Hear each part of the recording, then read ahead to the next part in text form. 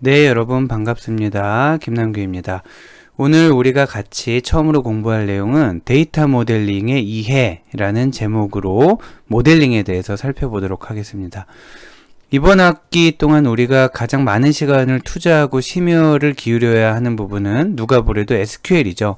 자, 우리 과목의 취지도 그렇고 또 과목과 병행해서 자격증 준비를 하게 되잖아요. 그 자격증도 SQL의 비중이 가장 높기 때문에 한 학기 동안 가장 중요하게 다룰 게 SQL인 것은 틀림없는 사실입니다. 그럼에도 불구하고 오늘 같이 다루게 되는 데이터 모델링이 중요한 이유는 여러 곳에서 찾을 수가 있는데 우선 자격증 측면에서 봐도 이 부분에서 SQL은 어차피 여러분들이 따로 또 공부를 해야 돼요. 우리 수업 시간에 배운 걸로 충분하지는 않고 여러분들이 조금 더 연습을 많이 해서 해야 되는데 데이터 모델링 같은 부분은 수업 시간에 충분히 하지 않으면 여러분들이 따로 공부하기도 어렵습니다. 그리고 문제 비율이 그 배점이 그렇게 많지가 않기 때문에 SQL에 비해서 만약에 자격증만 생각한다고 하면은 데이터 모델링 부분은 수업 시간에 저하하는 것으로 마무리를 하고 평균 이상 혹은 뭐 꽈랑만 면하는 정도, 그리고 평균 이상, 실제로 예전에 여러분 선배들 보면 대부분 수업 시간에 배운 내용만으로도 모델링 부분은 좋은 점수를 받는 것 같아요. 해서 수업 시간에 마무리를 짓고 나머지 SQL을 여러분이 수업 시간 플러스 개인적인 공부를 하게 되면 가장 효과적으로 준비가 될 것 같고요. 네. 또 다른 자격증 시험 또 뭐죠? 그 DASP 과목을 준비할 때도 데이터 모델링 부분이 많이 필요하잖아요. 그 두 가지 자격증을 동시에 공통된 부분이라는 측면에서 데이터 모델링을 준비할 필요가 있겠습니다. 또 다른 측면에서는 이거는 보다 원론적인 차원에서 보면 SQL을 다루다가 보면 문법을 몰라서 문법이 틀려서 에러가 나는 경우도 있지만 문법상으로 아무 문제가 없는데 안 돌아가는 경우가 있단 말이에요. 그거는 DB의 구조를 모르기 때문에 그렇습니다. 문법상으로는 분명히 돼야 되는데 안 돌아가는 부분이 있다. 이거는 뭐 예를 들면은 아직 모르겠지만 우리가 뭐 프라이머리 키, 포린 키가 아직 모르겠지만이 아니네요. 여러분들이 선수 과목으로 데이터베이스 입문을 배웠으면 다 잘 알겠죠. 해서 뭐 프라이머리 키, 포린 키가 잘못됐다라던가 어떤 뭐 도메인 제약 조건이 잘못됐다라든가 해서 돌아갈 수 없는 그 수행돼서는 안 되는 SQL문이 있단 말이에요. 그런데 여러분이 SQL만 들이다 공부를 하게 되면은 문법상 맞는데 안 돌아가면은 왜 안 돌아가는지 알 수가 없잖아요. 그래서 가장 기본적인 데이터 모델에 대해서는 여러분이 어느 정도를 이해를 하셔야 됩니다. 그래서 원론적인 측면에서건 아니면 자격증을 준비하는 차원에서건 여러 면에서 여러분이 데이터 모델링을 공부를 하셔야 되고요. 지금 계획으로는 한 2주 정도 분량으로 이 수업을 준비했으니까 여러분이 그 온라인 수업으로 잘 듣고 잘 정리를 해 두시기 바랍니다. 자, 그럼 진도 시작하겠습니다. 자, 오늘 함께 우리가 공부할 내용은 다음과 같습니다. 데이터 모델링의 개요, 즉 데이터 모델링이 뭐다라는 내용을 보도록 할 거고요. 데이터 모델링의 3단계, 개념적 모델링, 논리적 모델링, 물리적 모델링에 대해서 살펴볼 건데 이 부분이 조금 애로사항이 있습니다. 왜냐하면 개념, 논리, 물리 나 이거 배웠는데 다른 시간에 배웠는데 라고 하시면 좋긴 좋은데 문제는 학교에서 말하는 3단계와 실무에서 말하는 3단계가 조금 달라요. 그래서 어떤 경우에는 똑같은 문제라고 하더라도 뭐 예를 들면 이렇게 되는 거죠. 지금 이러이러한 과정은 어떤 모델링 단계에서 수행되는 작업인가 라는 문제가 있을 때 학교 측에서와 실무 측에서 답이 달라질 수 있는 좀 애매한 부분이 있어서 이 부분에 대해서는 조금 더 고민을 해야 합니다. 그리고 데이터 독립성이라는 것도 처음 저희가 배우게 되는데 물리적 데이터 독립성, 논리적 데이터 독립성 이런 얘기들을 다루게 될 거고요. 여기가 가장 이제 핵심이라고 할 수 있겠죠. 자, 데이터 모델의 구성 요소, 엔티티, 엔터티라고 쓰기로 표준이 정해져 있습니다. 엔터티, 그리고 관계, 얘는 릴레이션십을 말하는 거고요. 그리고 차수, 요 부분도 좀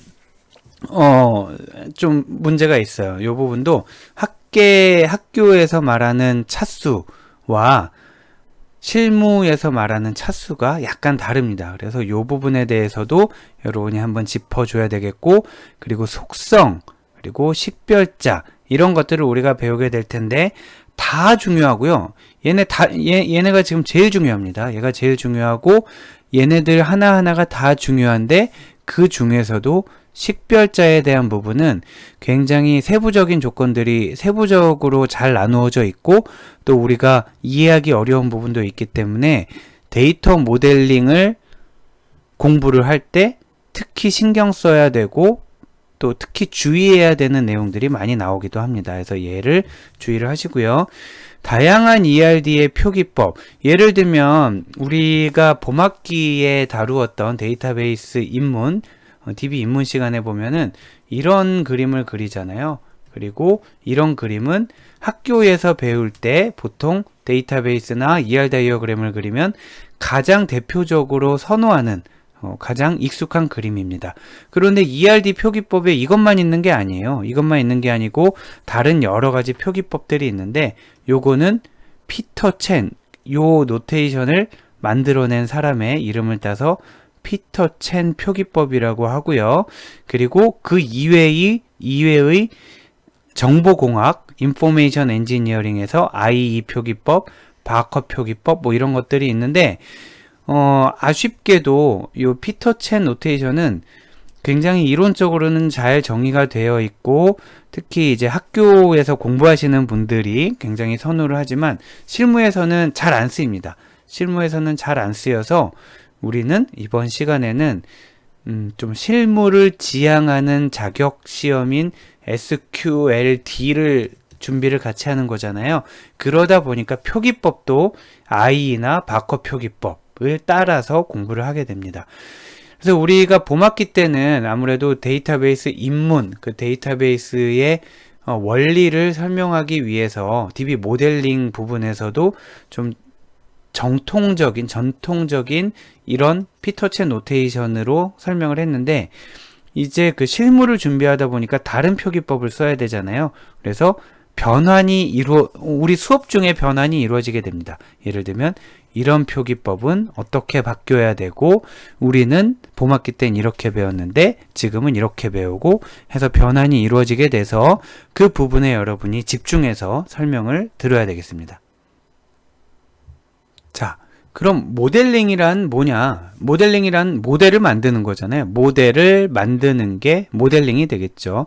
그러면 그 모델링이란 뭐냐면, 이게 정의가 굉장히 여러 가지 있어요. 정의가 여러 가지 있는데, 그 중에 가장 널리 쓰이는 정의들 중에 키워드들을 잘 뽑아내서 만든 정의로 보면, 복잡한 현실 세계를 추상화, 단순화하여 일정한 표기법에 의해 명확하게 표현하는 것이 정의입니다. 예를 들면은 우리 막 인터뷰를 했더니 뭐 수강 신청 업무에 대해서 막 복잡하게 이렇게 누가 만들어 놨어요.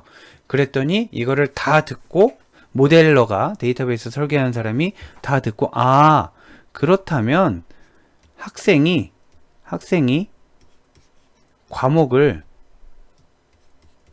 수강한다는 말이군요. 이렇게 간단하게 만들었다라고 칩시다. 그러면은 복잡하게 돼 있는 현실 세계를 단순하게 표현한 거잖아요. 자, 이런 거를 모델링이라고 하고, 사실 대부분의 모델링은 그 결과로 그림으로 나타나게 돼요. 자, 글씨로 돼 있는 거를 물론 요약을 할 수도 있겠죠. 이렇게 복잡하게 글씨로 돼 있는 거를 1, 2, 3, 이런 식으로 요약을 할 수도 있겠지만, 일반적으로 모델링이라 할 때는 그림으로 나타내는 거를 의미를 합니다. 하지만 반드시 그림으로 나타내는 게 핵심은 아니고, 모델링의 핵심은 뭐냐? 이 세 가지입니다.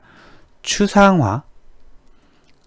자, 추상화라는 건 뭐냐면, 뭔가 잔뜩 있었을 때 이 중에서 덜 중요한 거를 날리고 중요한 거를 강조하고, 이런 거를 우리가 추상화라고 한단 말이에요. 추상화가 영어로 abstraction이잖아요. abstraction. 그런데 만약에 여러분이 논문을 쓰거나 어떤 글을 쓰게 되면 뭐 한 30페이지 분량의 어떤 글을 썼다. 얘를 맨 앞에 한 페이지로 요약을 한다. 그러면 얘를 abstract라고 한단 말이에요. abstraction이라는 거는 전체 중에 덜 중요한 거를 다 삭제하고 중요한 부분을 강조해서 만드는 게 이제 abstract가 되는 거죠. 자, 그 관점에서 보면 추상화는 덜 중요한 것을 가리고 더 중요한 것을 강조하는 과정이다. 이렇게 보시면 되겠고요. 요 세 가지가 서로 다 연결이 돼 있어요. 세 가지가 연결이 돼서 추상화를 하다 보면 단순화되고요. 또 명확화됩니다. 자, 명확화를 하기 위해 또 단순화를 하는 거고 추상화를 하는 거고.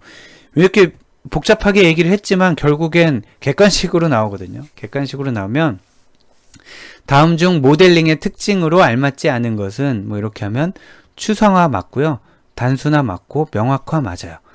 얘네가 아닌 것이 모델링이 아닌 것의 정답이 되는 건데, 즉 모델링인 것, 모델링 특징의 오답이겠죠. 보통 같이 나오는 게 이제 구체화, 복잡화, 일반화 이런 것들은 이제 오답이 됩니다. 자, 갑자기 이제 학원처럼 됐는데 아무튼 모델링이란 뭐다라는 거를 잘 염두를 해 두시고요. 그럼 모델링의 결과로 모델이 나온다고 그랬잖아요. 아까 잠깐 그렸던 그 ER 다이어그램처럼 모델링의 결과로 모델이 나오게 되는 건데 그 모델은 어떤 의미를 갖냐? 현실 세계를 추상화한 반영이다 라고 보는 거죠. 현실 세계는 훨씬 더 복잡하고 구체적인데 그거를 추상화해서 반영한 결과물이 모델이 되는 거예요. 즉 ER 모델링을 통해서 ER 모델이 나온 거고요. 객체지향 모델링을 통해서 객체지향 모델이 나오게 되는 거죠. 그림으로 나타내면 이것도 제가 지금까지 설명했던 긴 내용을 모델링한 거예요. 자, 길게 설명했는데 그 내용을 단순하게 표현을 해보니 현실 세계를 추상화하고 단순화하고 명확화해서 이런 모델을 만드는 거다. 이런 식으로 저의 강의에 대해서 모델링을 한 게 되겠습니다. 자, 여기 하나만 빠져 있네요. 추상화를 모형화라고도 한다라는 것까지 기억해 두시면 되겠습니다. 자, 모델링을 바라보는 관점에 대해서 살펴보면 크게 두 가지 관점에서 모델링이 이루어지게 됩니다. 보면 데이터 관점에서도 모델링이 필요하고요. 이게 뭐냐면 여러분이 정보 시스템을 만든다라고 생각을 해보세요. 그 수강 신청 시스템을 만든다라고 생각해보면 학생이 로그인을 한다.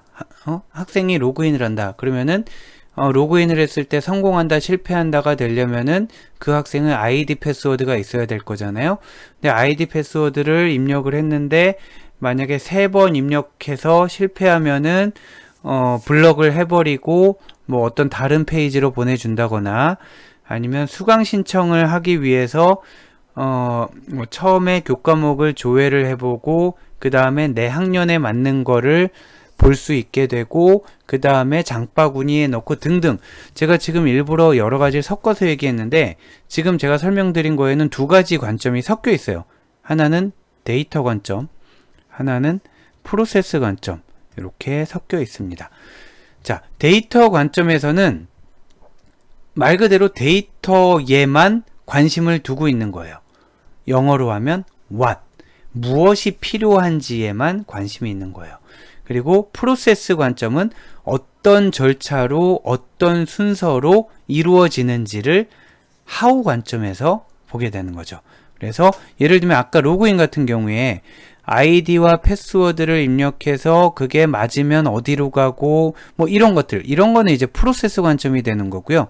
데이터 관점에서 아이디가 있어야겠네, 패스워드가 있어야겠네, 이 정도가 데이터 관점이라고 하는 겁니다. 수강 신청에 대해서도 보면 교과목에 대한 정보가 있어야겠네, 뭐 정도가 학생에 대한 정보가 있어야 되고 교과목에 대한 정보가 있어야 되겠네, 그게 데이터 관점이고요.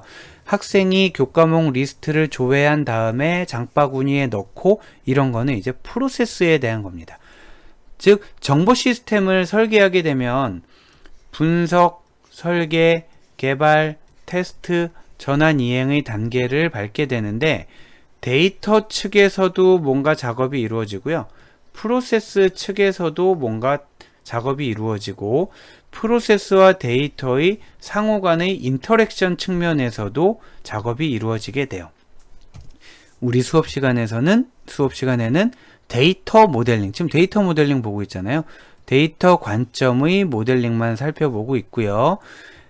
또다시 객관식 측면에서, 객관식에서 다음 중 데이터 관점의 모델링에 대한 설명으로 옳지 않은 것은 하고 나오면 지금 요 빨간 바운더리 밖에 나온 얘기들을 다 옳지 않은 것이라고 찾으면 되겠습니다. 즉 what은 데이터 관점이고요. how와 who는 데이터 관점이 아닌 거예요. 그리고 데이터 관점에서 데이터와 데이터 간의 관계, 테이블과 테이블, 우리한테 익숙한 노테이션을 아직 쓸게요. 데이터와 데이터 간의 관계를 모델링 한다 라고 보시면 되겠습니다. 업무와 데이터 간의 관계, 여기는 약간 좀 애매한 측면이 있어요. 이거는 프로세스 아닌가? 라고 이해할 수 있는데 그게 아니고 프로세스에서 사용하는 데이터를 모델링 한다, 요 정도로만 알아두시면 되겠습니다. 제일 이제 좀 낮은 난이도지만 제일 많이 나오는 게 what하고 how하고 who, 요거 정도 구분을 하면 되겠어요. 데이터는 what이고 how와 who는 아니다, 요 정도로만 기억을 하시면 되겠습니다. 자, 다음으로 논란의 여지가 있는 데이터 모델링의 3단계에 대해서 살펴볼게요. 현실 세계가 있고요. 현실 세계에 여러 가지 이제 복잡한 일들이 있는데 얘를 개념화 한다라고도 표현하고요. 개념적 데이터 모델링을 수행한다 라고 얘기를 합니다. 자, 개체, 현실 세계에 대한 개념적 데이터 모델링을 수행하면 개념적 구조가 나오게 되고요. 이 개념적 구조에 대해서 논리적 데이터 모델링을 수행하면 논리적 구조가 나오고요. 논리적 구조에 대해서 물리적 데이터 모델링을 수행하면 물리적 구조가 나오는데 그 물리적 구조가 바로 데이터베이스가 되는 겁니다. 자, 우리 컴퓨터 안에 저장되는 저장 데이터베이스를 우리는 물리적 구조라고 얘기를 하게 됩니다.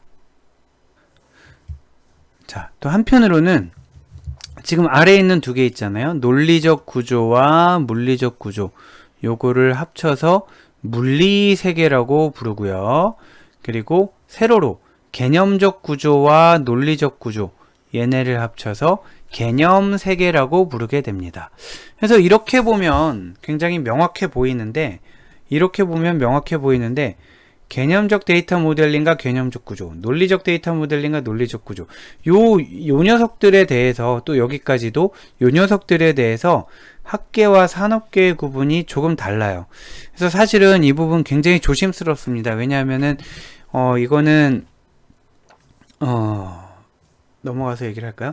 자, 이거는 제가 만든 자료고요. 제가 만든 자료고, 이제 제가 만들어서 여기저기 어디 이제 글을 써서 기고도 하고, 어떤 교재를 만들 때에도 이 부분을 제가 좀 이렇게 작성을 하고 해서 여기저기서 혹시 보셨을 수도 있는데, 아무튼 요거는 제가 만든 거긴 한데, 학계와 산업계에서 양쪽 다 그렇군, 이 정도면 완벽해라고 동의를 얻은 게 아니에요. 그래서 그동안은 학교 안에서만 수업을 하니까 여러분들한테 충분히 양해를 구했는데, 이제 여기 유튜브로 만들게 되잖아요. 그러니까 혹시 이걸 보시고 이제 다른 학교 교수님들이나 혹은 업체에 계신 분들께서 내가 하는 거와 다른데? 라고도 하실 수가 있겠습니다. 하지만 그렇다고 이 부분에 대한 언급이 전혀 없이 우리가 수업을 진행할 자신이 없어요. 왜냐하면은 저희가 이론적으로 공부하던 내용이 있고요. 이론적으로 또 지난 학기 혹은 대부분의 데이터베이스 교재에서 얘기하는 내용이 이쪽이란 말이에요. 자, 이렇게 있어요. 그런데 실무에서는 다 이쪽을 바라보고 있고, 우리가 지금 준비하는 자격증도 요 산업계 쪽에 가까운데 또 학계 쪽이랑 완전히 어긋나지는 않고요. 그렇기 때문에 요 두 가지를 같이 비교해 보는 거는 반드시 필요하다고 할 수 있고, 여러 번 수정을 하면서 문제가 되지 않을 수준에서 제가 정리를 했고요. 그리고 제가 요즘 바라볼 때는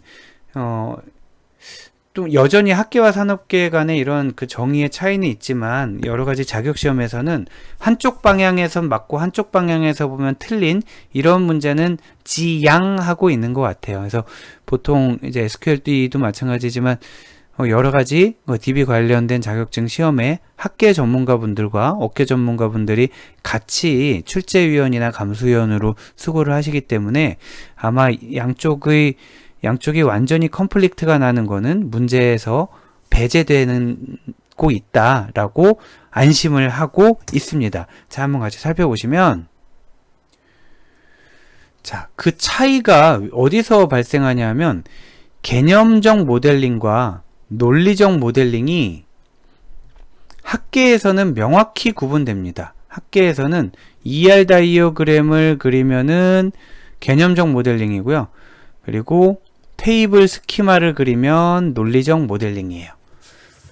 자, 그런데 업계에서는 개념적 모델링과 논리적 모델링을 거의 동시에 수행해요. 왜냐하면 노테이션의 차이인데, 개념적 모델링을 수행할 때 학계에서는 주로 이런 모델을 그리잖아요. 근데 업계에서는 이런 모델을 그려요. 그러면 얘를 나중에 테이블 스키마로 바꾸게 되면은 요 릴레이션십의 형태에 따라 뭐 이런 테이블이 나오기도 하고 이런 테이블이 나오기도 하고 또 뭐 해야 될 일이 많아요. 여기서 여기로 가는 과정에. 그렇기 때문에 개념적 모델링과 논리적 모델링을 구분할 필요가 있는 거죠. 그런데 산업계의 같은 경우는 개념적 모델링을 이런 식으로 하기 때문에 얘를 테이블 구조로 바꿔도 그대로 나와요. 그러니까 개념적 모델링과 논리적 모델을 구분을 하기가 애매해진 거예요. 그런데 개념적 모델링을 아까 이런 식으로 한다고 그랬잖아요. 이런 식으로 막 하게 돼서 하면 되게 많아지겠죠. 막 복잡해진단 말이에요. 그냥 보기가 어려워져요. 그러면은 얘네를 묶어서 뭐 이렇게라고 하고 또 얘네를 묶어서 이렇게라고 해서 조금 더 추상화 수준을 높이는 이런 방식을 취해서 얘를 개념적 모델, 얘를 논리적 모델이라고 하는 거예요. 그러니까 학계에서는 개념적 모델은 엔터티와 릴레이션십이 명확하게 나타나는 그런 모델이고요. 논리적 모델은 걔를 테이블 구조도로 나타낸 거를 얘기를 한다면, 업계에서는 학계에서 말하는 개념적 모델과 논리적 모델을 구분하지 않고 수행을 하는데, 다만 여기에서 추상화 수준을 더 높인 거를 개념적 모델, 구체적으로 표현한 거를 논리적 모델이라고 한다라는 거죠. 얘를 먼저 하고 얘를 하냐, 얘를 먼저 얘를 하냐, 그건 지금 얘기할 게 아닌 것 같고요. 해서 똑같이 ER 다이어그램으로 나타나 있는데 추상화 수준이 높냐 낮냐에 따라 다르다라고 보시면 되겠습니다. 그리고 테이블을 도출하는 게 개념적 학계에서는 논리적 모델에서 테이블을 도출하는데, 업계에서는 물리적 모델링에서 테이블을 도출한다라는 점도 다릅니다. 자, 이렇게 개요 큰 틀만 나타냈고요. 개념적 모델링, 논리적 모델링, 물리적 모델링에 대해서 하나씩 살펴보도록 하겠습니다. 자, 개념적 모델링 보면 학계에서는 ER 다이어그램을 도출을 하는데요. 그리고 주로 피터 첸이 만든 첸 방식의 ER 다이어그램 이거죠.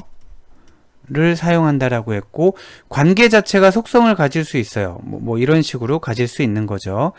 예전에 이제 저희 제가 지도했던 학생이 이런 식으로 ER 다이어그램을 그려서 학회에 나가서 발표를 했는데, 그때 오셨던 어떤 분이 질문 겸 코멘트를 하시면서 저기 릴레이션십에 속성을 매달아 놨는데 릴레이션십이 어떻게 속성을 갖냐, 저거 잘못된 거 아닌가요? 라고 했더니 저희 학생이 네, 제가 실수했습니다, 지우겠습니다 하고 지워서 학교 들어와서 저한테 무지 야단 맞았던 적이 있었습니다. 자, 우리 그 학교에서 말하는 첸 방식의 ERD에서는 엔터티는 원래부터 중요했고 릴레이션십을 강조한 모델이에요. 그래서 이 릴레이션십이 애트리뷰트를 갖는 거를 허용을 합니다. 관계가 속성을 가질 수 있습니다. 자, 이렇게 한 다음에 아래로 내려오게 되면 이 ER 다이어그램을 가지고 테이블을 도출을 했죠.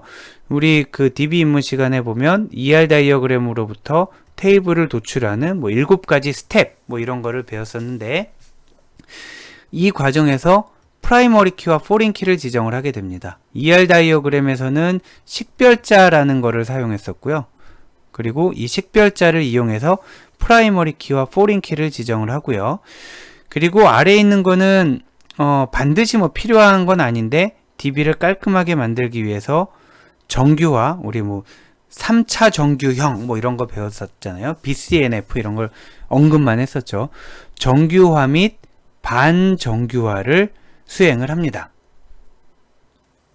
자, 이러한 그 정규화와 반정규화는 다분히 성능 관점에서 이루어지는 거고, 그러다 보니까 물리적 모델링에서의 요구를 반영해서 이루어지게 됩니다.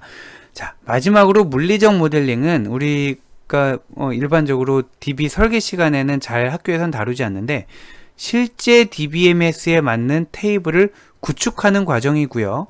그래서 데이터 타입을 정의한다든가, 예를 들면 캐릭터로 한다든가, 아니면 숫자형, 날짜형 이런 것들, 그리고 인덱스를 설계하고 뷰를 설계하고, 이거 우리 다 안 배운 건데, 자, 데이터 타입, 인덱스, 뷰 등등을 설계해서 실제로 구동되는 데이터베이스를 만드는 과정을 물리적 모델링이라고 합니다. 자, 이와 비교해서 산업계 쪽에서 개념 논리 물리적 모델링을 살펴보면, 네, 여기가 키가 됩니다. 뭐냐면 ERD 도출, ERD 도출. ERD가 양쪽에 다 있게 되는 거예요. 개념적 모델링에도 ERD가 나오고 논리적 모델링에도 ERD가 나오고요.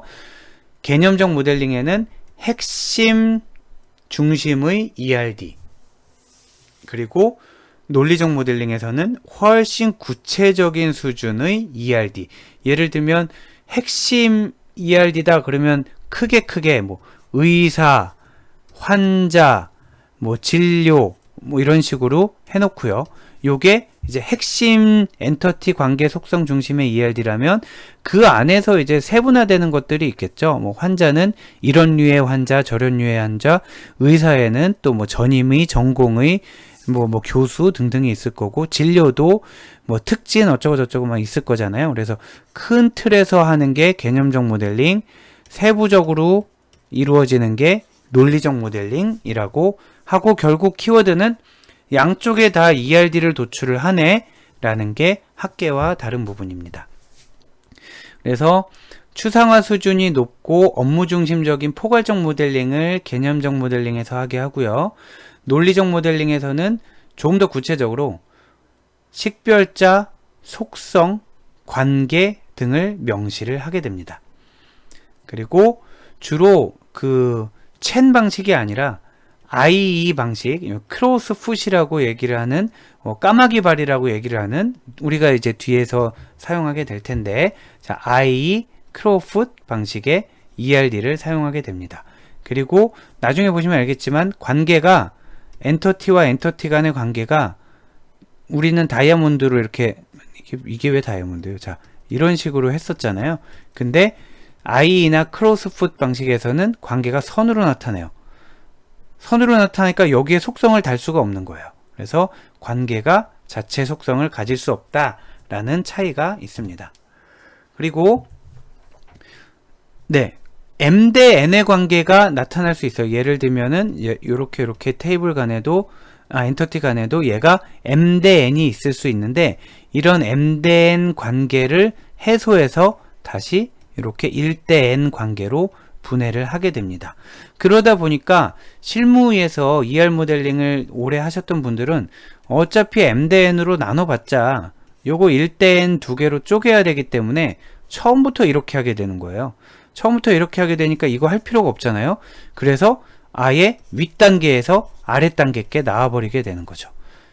자, 그래서 위의 개념적 모델링과 논리적 모델링의 차이가 크지 않기 때문에 아예 처음부터 논리적 모델링을 하게 되는 게 실무의 흐름이라고 보시면 될 것 같습니다.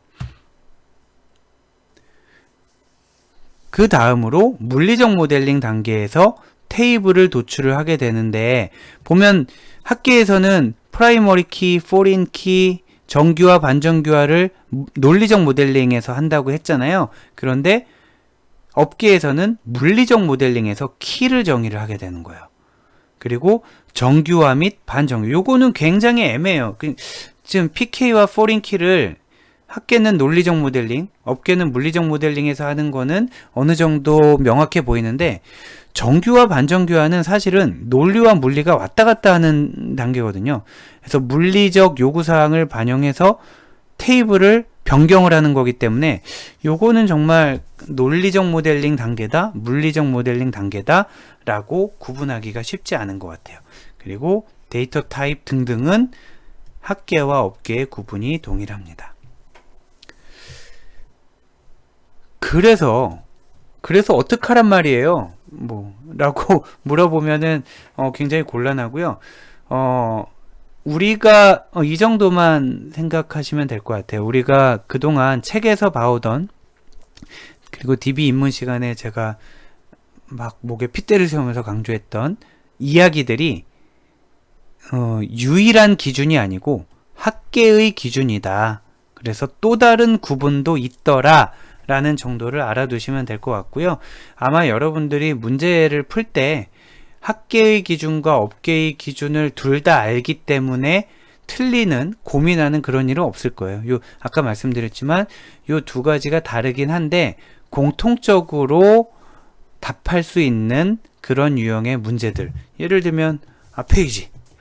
자, 이런 앞페이지에는 여기까지는 이견이 없단 말이에요. 여기까지는 이견이 없고 큰 틀에서는 같은 것을 바라보고 있지만 디테일이 다르니까 그 부분을 여러분이 구분해서 정리하시면 되겠습니다. 다음으로 또 다른 중요한 주제인 데이터 독립성에 대해서 살펴보도록 하겠습니다. 제가 학부 때 처음 데이터베이스를 배울 때만 해도 그때 여러 교재들에 이제 나온 게 다음 중 데이터베이스 시스템의 특징으로 옳지 않은 것은 이런 것들이 있었는데, 특징이라는 것은 데이터베이스 시스템 그 이전에 다른 시스템이 있었을 거잖아요. 그 다른 시스템과 데이터베이스 시스템의 차이를 묻는 기존 시스템 대비 데이터 시스템이 뭐가 주어졌다 이런 걸 배웠었는데, 기존 시스템을 저도 써본 적이 없잖아요. 저도 그렇게 여러분들보다 아주 아주 오래된 세대가 아니기 때문에 기존의 시스템이 도대체 어땠길래 데이터베이스가 좋다라는 거지? 라고 저도 어려워했었는데, 여러분 더더욱 그럴 거예요. 데이터베이스 시스템 이전에는 파일 시스템이라는 것이 있었단 말이에요. 그러면 데이터베이스 시스템이 무엇이 좋아졌는지를 알려면은 파일 시스템이 무엇이었는지를 알아야 되잖아요. 그래서 파일 시스템의 이그젬플 하나 가져와 봤는데, 보면 예를 들어 이런 거예요. 어떤 회사에서 시스템을 만들고 있어요. 시스템을 만드는데 고객 관리 프로그램도 만들고요, 주문 관리 프로그램도 만들어요. 근데 고객 관리 프로그램을 만들 때에는 보면 고객 아이디, 고객명, 연락처, 주소, 이거는 이제 회원 고객들을 잘 정리를 해서 뭘 하려고 하나 보죠. 그런데 한쪽에서는 주문 관리 프로그램을 만들고 있어요. 그 주문 관리 프로그램에도 주문 번호 이런 것들이 이제 필요하게 되겠죠. 근데 지금 여기 데이터 있잖아요. 이 데이터 자체가 파일로 관리되고 이 파일을 프로그램이 액세스하는 형태로 개발이 이루어져요. 여기도 마찬가지로 별도의 파일이 있고 얘를 프로그램이 액세스하는 형태. 그런데 봤더니 뭐예요? 중복되는 게 많잖아요. 왼쪽에도 아이디, 고객명, 연락처, 주소, 고객 이렇게 중복이 되잖아요. 일단은 같은 데이터가 여러 군데서 중복되기 때문에 공간적인 낭비도, 그리고 계산을 할 때 낭비도 심하겠지만, 제일 큰 문제는 뭐냐면 갑자기 고객이 고객이 이사를 갔어요. 핸드폰을 바꿨어요. 그래서 어떤 123이라는 아이디의 이름이 홍길동이었는데 연락처가 바뀌고 주소가 바뀌었어요. 그거를 이쪽 프로그램에서는 반영을 했는데 이쪽 프로그램에서는 아직 그 연락처가 바뀐 고객이 회원 정보만 바꿨지 새로운 주문을 하지 않았어요. 그러면은 여기는 옛날 게 남아있고 여기는 새로운 게 남아있겠죠. 이게 데이터 불일치 현상이고요. 파일 시스템의 여러 가지 단점 중에 큰 단점 하나였어요. 그래서 이게 왜 생겼을까? 이거는 데이터들이 동일한 데이터를 중복으로 관리했기 때문에 얘네를 관리하는 과정에서 문제가 생긴 거기 때문에 그래서 나온 데이터베이스 시스템의 가장 큰 철학, 동일한 데이터는 중복 관리하지 말고 한 곳에서 관리해서 나눠 쓰자. 요게 핵심이 되겠습니다. 즉 파일 시스템은 응용 프로그램이 저마다 데이터를 관리했고요. 저마다 관리 보니까 중복되는 것들도 있고 중복되는 것들의 값이 달라져 버리면은 똑같은 고객의 연락처가 여러 가지가 나와서 도대체 뭐가 맞는 거야? 학교로 치면은 홍길동이라는 학생을 넣었더니 1학년이기도 하고 2학년이기도 하고 3학년이기도 하면 아무것도 못 믿게 되는 거죠. 그래서 데이터를 중복으로 관리하지 말자. 즉 데이터 중복 제거. 이게 가장 핵심입니다. 데이터 중복 제거를 하려고 하는 게 데이터베이스 시스템이고요. 개념적으로 보면 이래요. 프로그램이 있다라고 치자. 그리고 데이터들이 여기 어디엔가 있다라고 치자. 그러면 프로그램이 데이터에 액세스해서 필요한 것만 가져가게 하면 되지 않을까? 예를 들면은 고객관리 프로그램은 이렇게 가져가라고 하고요. 주문관리 프로그램은 이렇게 가져가라고 하고 이렇게 하면 되지 않을까? 하는 게 데이터베이스 시스템의 철학이 되겠습니다. 즉 프로그램과 데이터를 구분해서 독립성을 보장하자라는 건데 프로그램과 데이터 간의 독립을 보장하자라는 건데 이 부분을 조금 더 자세히 들여다보면 이렇다라는 거예요. 위에서 아까 프로그램이라고 했는데 얘는 이제 급여를 얘기하는 거고 얘는 인사를 얘기하는 거잖아요. 그래서 프로그램 관점에서 보면 이러이런 질문들이 있을 수 있다라는 거예요. 이러이런 질문들이 있고 얘가 프로그램 관점 혹은 요구사항 관점이라고 볼 수가 있겠고요. 이게 외부 스키마라고 우리가 부르게 됩니다. 그러면 요거는 이제 좀 그림이 지금 딱 봐도 이전 그림들에 비해서 약간 좀 조악하잖아요. 그거는 이제 제가 그렸다라는 증거죠. 제가 설명을 위해서 만든 그림인데 다시 한번 볼게요. 예를 들어서 내 급여는 얼마인가를 하기 위해 A라는 데이터, B라는 데이터, C라는 데이터가 필요하다라고 칩시다. 그리고 두 번째 요 쿼리, 요 요구사항에 대응하기 위해서 B, C, D라는 데이터가 필요하다고 치고요. 마지막 질문에 답하기 위해서 혹은 마지막 응용 프로그램을 지원하기 위해서 D, E, F라는 게 필요하다라고 치자고요. 그러면 전체 그래서 결국 필요한 데이터는 A, B, C, D, E, F잖아요. A, B, C, D, E, F. 그리고 이 A, B, C, D, E, F가 필요하다라는 거는 알겠고 얘네를 저장할 때 어떤 이유에 의해서 A, B, C, D를 한 테이블에 저장하고 또 EF를 다른 테이블에 저장한다던가 A, B, C, D는 서울에 저장하고 EF는 부산에 저장한다던가 할 수가 있잖아요. 이런 상황이 있을 때 외부 스키마라는 거는 응용 프로그램 관점에서 요구사항을 얘기하는 거고요. 이 외부 스키마가 필요로 하는 데이터들을 다 모아놓은 요게 개념 스키마가 되겠습니다. 그래서 얘네들을 어떻게 모아놔야 이 위에 있는 응용 프로그램들이 효율적으로 잘 가져갈 수 있을까를 설계하는 과정. 요게 데이터베이스 모델링이 이 부분에 해당되는 거예요. 우리 앞에서 배웠던 데이터 모델링이라고 했었잖아요. 데이터 모델링이라는 거는 그래서 이 부분에 가장 관련이 되는 겁니다. 사용자들이 혹은 프로그램들이 필요로 하는 데이터가 뭐고 그 데이터가 뭐고는 여기까지 다 나왔어요. 필요로 하는 데이터 리스트를 쫙 뽑고 걔네들을 어떻게 효율적으로 잘 정리를 해 놓을 것인가 하는 게 개념 스키마의 이슈고요. 이 개념 스키마를 실제 물리적으로 저장을 해 놓는 구조, 요게 내부 스키마에 해당이 되겠습니다. 자, 굉장히 헷갈리죠. 우리 그 앞에서 봤던 논리적 모델링, 물리적 모델링, 개념적 모델링, 이거는 데이터 모델링을 하는 과정에 대한 얘기이고요. 지금 우리가 보고 있는 거는 데이터베이스의 구조를 나타내는 겁니다. 데이터베이스의 구조, 외부 스키마가 있고 개념 스키마, 내부 스키마. 왜 이렇게 나누냐? 왜 이렇게 나누냐 하면 아까 말한 그 데이터베이스 시스템이 있잖아요. 얘가 제대로 돌아가려면 프로그램과 데이터가 독립성이 유지돼야 되는데 그 독립성을 잘 유지하려다 보니 이렇게 세 단계로 나누는 게 괜찮더라. 그래서 얘네들 사이의 독립성, 얘네들 사이의 독립성을 지켜야 된다라는 얘기를 이제 하려고 하는 거예요. 자, 그래서 3단계 구조를 아까 그림으로 먼저 살펴봤지만 다시 한번 설명을 보면 외부 스키마라 함은 각 사용자나 응용 프로그램이 바라보는 스키마고요. 개념 스키마라 함은 모든 사용자의 관점을 통합한 스키마, 가 필요로 하는 데이터들을 통합해 놓은 스키마를 우리가 개념 스키마라고 하고, DB에 저장되는 데이터와 그들 간의 관계를 표현을 하고 있다. 네, 그러니까 데이터 모델링, 여기가 이제 데이터 모델링에 대한 얘기잖아요. 그런 다음에 내부 스키마는 그래서 DB가 물리적으로 저장된 형식이다 라고 보시면 되겠습니다. 그래서 데이터 모델링은 통합 관점을 나타내는 개념 스키마를 만들어가는 과정이다 라고 정리하시면 되겠습니다.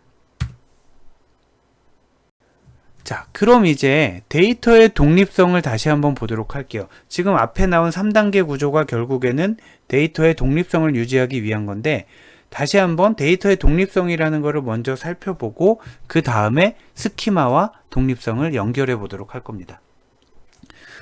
데이터의 종속성이라는 게 있고 독립성, 반대되는 개념이겠죠. 사실은 데이터의 종속성이라는 말은 안 써요.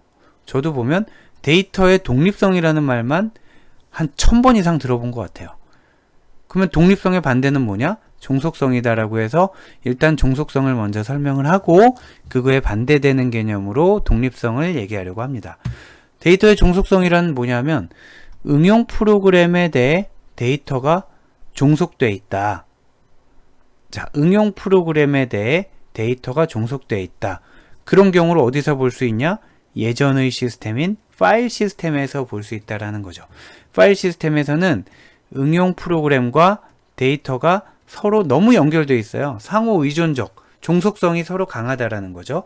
그러면 종속성이 갖고 있는 단점이 뭐냐? 서로 연결되어 있으면 단점이 뭐냐? 데이터를 저장한 파일 구조가 변경되면 이에 대응되는 응용 프로그램도 변경돼야 된다라는 거예요. 예를 들면은 여기에서 이 파일 구조가 변경이 됐어요. 이 파일 구조가 변경이 돼서 뭐 예를 들어 여기 뭐 바이트 수가 바뀌었다라든지 아니면 얘 위치가 바뀌었다라든지 이 파일 데이터 파일에서 뭔가 변경이 일어나면 걔를 액세스하는 응용 프로그램도 바뀌어야 된다라는 거죠. 아까 여기 있었는데 아까 두 번째 칸에 있었는데 네 번째 칸으로 갔네. 그러면 코딩이 바뀌어야 되는 거예요. 그래서 데이터의 변경이 응용 프로그램의 변경을 수반하기 때문에 굉장히 비효율적이고 데이터를 변경하기가 어려웠겠죠. 반대로 우리가 추구하는 데이터의 독립성이란 뭐냐? 데이터 구조가 변경돼도 응용 프로그램이 변경 안 되게 하고 싶다라는 거예요. 자, 데이터 구조가 변경돼도 응용 프로그램이 변경될 필요가 없게끔 만들고 싶은 거예요. 그게 논리적 독립성, 물리적 독립성으로 이 목표를 달성할 수 있는데, 앞에서 보면 아까 외부 스키마, 개념 스키마, 내부 스키마 이렇게 있었잖아요.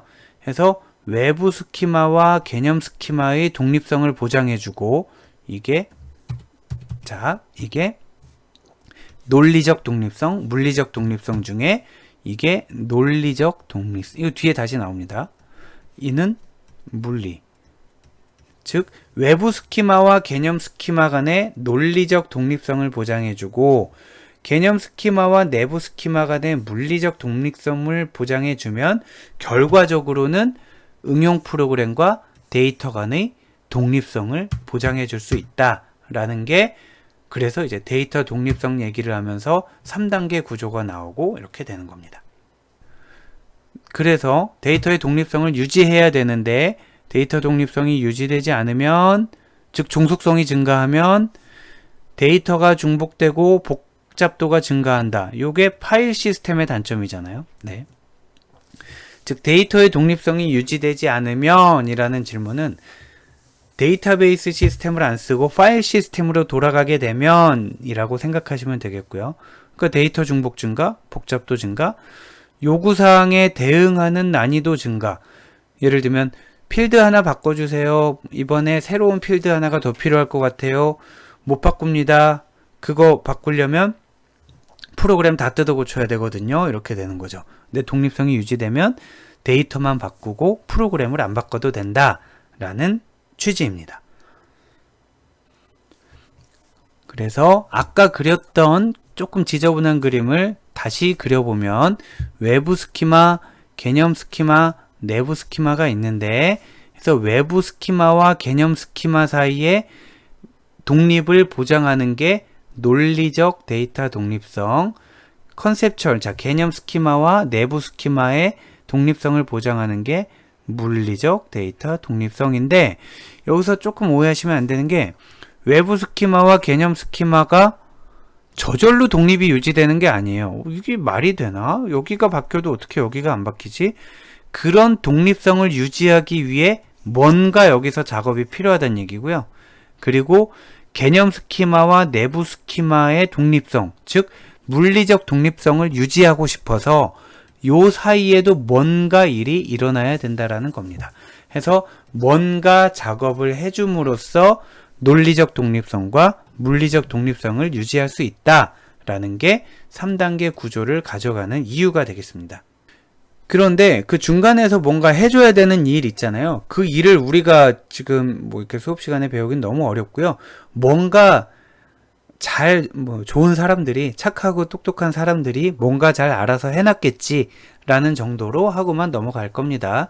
자, 논리적 독립성, 자, 이 부분이죠. 논리적 독립성에 대해서 다시 보면, 논리적 독립성은 외부 스키마와 개념 스키마를 사상하는 매핑이, 요 사상이 뭐 이데올로기가 아니라 매핑을 얘기하는 겁니다.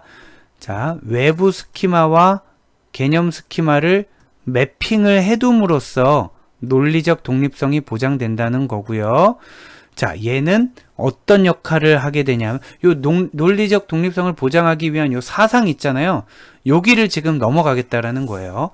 밑에도 마찬가지고요. 어떻게 연결되어 있는지는, 어떻게 구현하는지는 저희는 다루지 않을 거고요. 자, 개념 스키마가 변경돼도 외부 스키마에는 영향을 안 주려고 한다. 다른 말로 표현하면 논리적 구조가 변경돼도 응용 프로그램에는 영향이 없게 하고 싶다라는 거예요. 자, 물리적 독립성도 한 단계 내려와서 똑같습니다. 내부 스키마가 변경되어도 외부 스키마와 개념 스키마는 영향을 받지 않는다. 자, 내부 스키마가 변경되어도 얘네들은 영향을 받지 않게 하고 싶다라는 거고요.